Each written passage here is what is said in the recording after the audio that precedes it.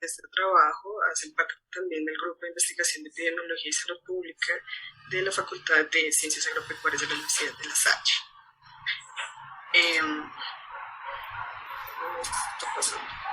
Listo.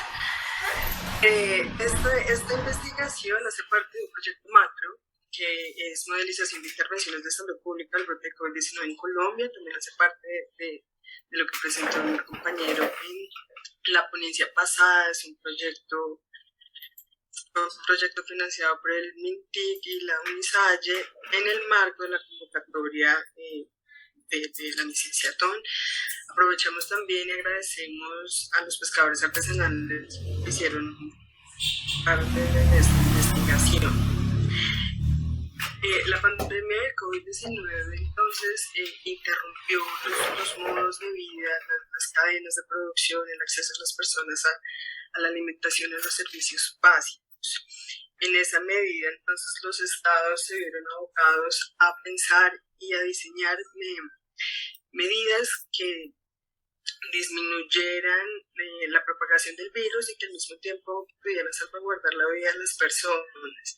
Sin embargo, medidas como la cuarentena y el distanciamiento social generaron un aumento del desempleo, reducción de los ingresos de las familias, afectando así la seguridad alimentaria. Sin embargo, esos efectos negativos se dieron con mayor intensidad en poblaciones vulnerables, en situaciones de pobreza, las comunidades afro, y entre esos a los pequeños agricultores. Se evidenció entonces que la agricultura familiar es una actividad estratégica, ¿no? Y que había que tener una reflexión territorial en el marco de la pandemia, porque muchas de las medidas que se diseñaron fueron pensadas desde las ciudades. Entonces, bueno, ¿cómo está la realidad ahí? ¿Cómo están los campesinos ahí dentro de esas medidas que se diseñaron para contener la pandemia? Entonces, el objetivo fue justamente conocer las percepciones de los pescadores artesanales del Golfo de Morrosquillo en el departamento de Sucre frente a los efectos de la pandemia de COVID-19. Nosotros usamos una metodología que es una medición etnográfica rápida que ayuda a entender cómo piensan las personas sobre un problema de salud, cómo lidian con eso y al mismo tiempo proponer y evaluar respuestas alternativas. Además, complementa los datos epidemiológicos al proporcionar información sobre las experiencias de las personas, identifica las necesidades, ¿no? Porque las necesidades de las comunidades van a depender de sus dinámicas, no son las mismas necesidades de las personas de acá de Bogotá que las de La Guajira, por ejemplo. Y nosotros trabajamos entonces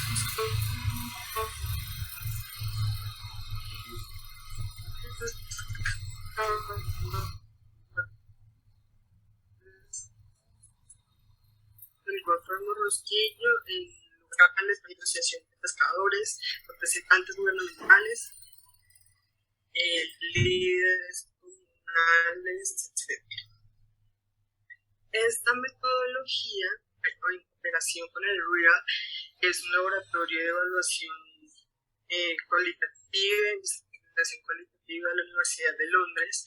Entonces, el primer paso fue socializar el proyecto con las comunidades. Esa socialización se hizo de manera virtual, ¿no?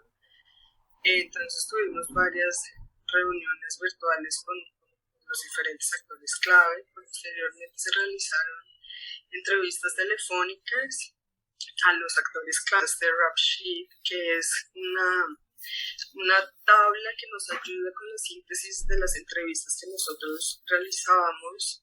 Posteriormente con el equipo se hacía el análisis de los datos y los resultados se muestran en forma de infografías. Esto es importante porque para nosotros los resultados era importante que las mismas comunidades los pudieran conocer, ¿no? Generalmente en las investigaciones los resultados pues se mandan a revistas indexadas y al final pues las comunidades y los campesinos quedan sin esa información. Entonces para nosotros era importante ese diseño de infografías para poder que las comunidades los conocieran. Al mismo tiempo, dentro de la pandemia se diseñaron diferentes medidas, entonces nosotros realizamos una revisión para ver cuáles de esos instrumentos de política pues iban dirigidos al campo. Entonces, ustedes escucharon las líneas de créditos blandos, este famoso Colombia Agroproduce, la devolución del IVA. Había programas que ya estaban diseñados, pero en el marco de la pandemia pues se promocionaron más y se intentó que funcionaran más rápido, ¿no? Entonces pasó por estas plataformas de comercialización, etc. Entonces esa revisión de tanto eso, pues efectivamente llegaba al campo, a los territorios, y que si se veían beneficiados o no los campesinos. Entonces, algunos de los resultados son, vemos que tenemos 6 dimensiones. La primera son los canales de información y conectividad. La radio en las zonas rurales pues es un canal preponderante, ¿no? A la hora de las comunidades informarse sobre, en este caso, lo que pasaba con la pandemia. Y también los corregidores y los líderes fueron muy importantes, porque los corregidores, a través de ese perifoneo del voz a voz, pues contribuían para difundir la información, como las medidas de autocuidado, ¿no? La información que a nivel institucional las personas necesitaban saber.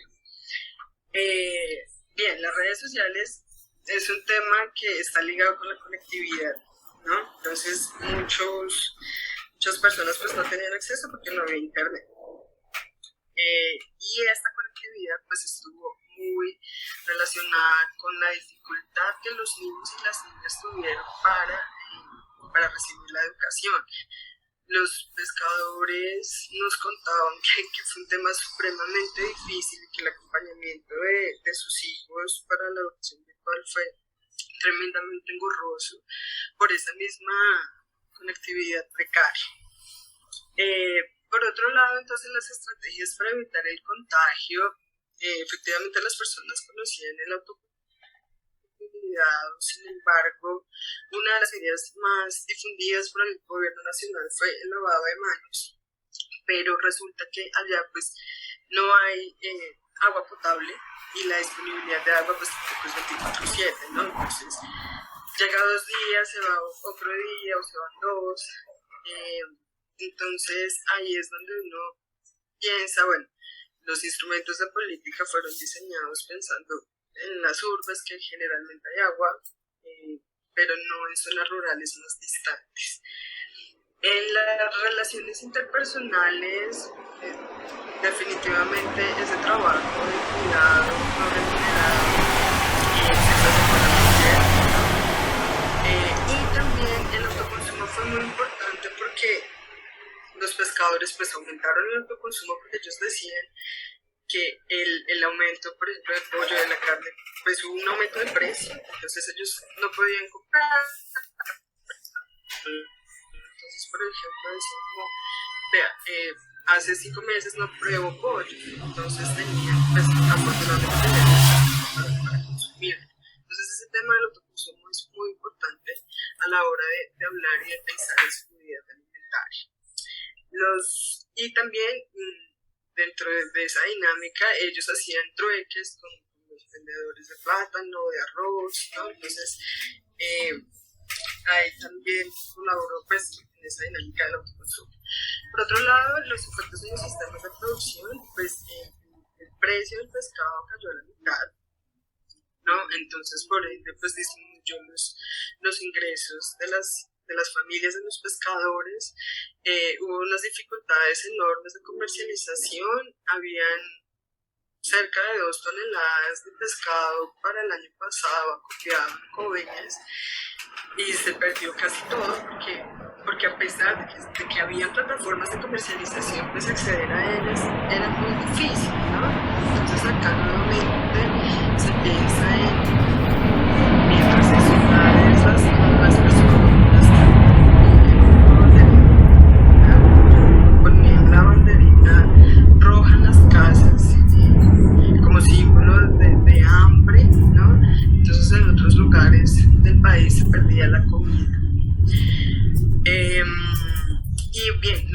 beneficios gubernamentales. En efecto, las personas y las familias recibieron transferencias alimentarias desde el sector público, también del sector privado. Sin embargo, hubo un desconocimiento también de otros beneficios y de otras ayudas, ¿no? Entonces, el tema, por ejemplo, de las transferencias monetarias como este ingreso solidario, muchas personas no recibieron y las que recibieron no fueron segmentados, no fueron todos los meses.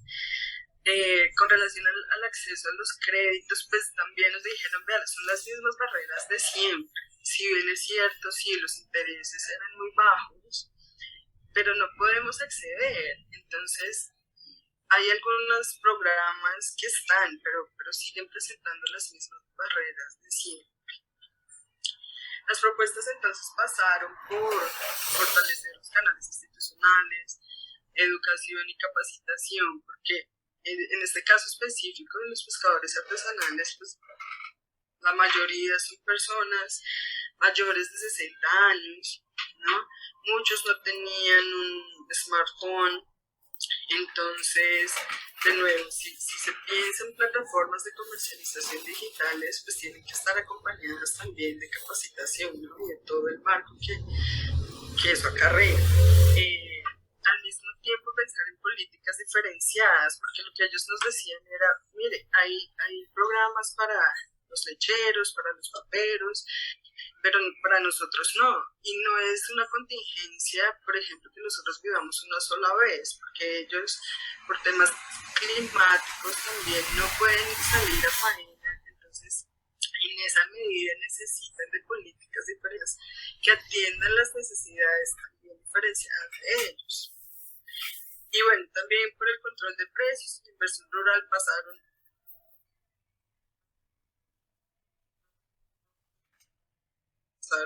las propuestas. Evidente la ausencia de diálogo con las comunidades para la formulación de políticas y mitigación de la pandemia, la estrategia del aumento en la frecuencia del lavado de manos, pues tropezó con la falta de disponibilidad de agua potable en los territorios. La conectividad fue un problema muy grave y sobre todo con la educación de los niños, afectados sus ingresos porque el precio del pescado cayó, ¿no? Y también aunado que son lugares que viven del turismo. Entonces, pues, se paró el turismo, se paró todo, los afectó muchísimo. Y los beneficios de las ayudas anunciados pues no fueron percibidas por los pequeños productores, en este caso por los pescadores.